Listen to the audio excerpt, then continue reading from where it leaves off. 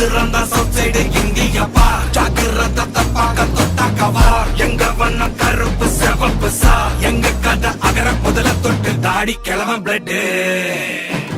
உதிச்சது உதய சூரியப்பா ஆட்டம் பூட்ட கொட்டிய புத்திச்சதால் மாறமாட்டோம் வெளிச்சம் கிடைச்சதா எங்க கதை அகர முதல தொட்டு அண்ணா பிளட் அகர முதல தொட்டு அகர முதல தொட்டு